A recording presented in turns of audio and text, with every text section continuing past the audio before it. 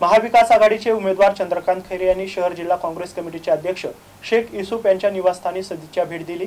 महाविकास आघाडीचे उमेदवार चंद्रकांत खैरे यांना विजयी करा असं आवाहन शहर जिल्हा काँग्रेस कमिटीचे अध्यक्ष शेख युसूफ यांनी केलं आहे।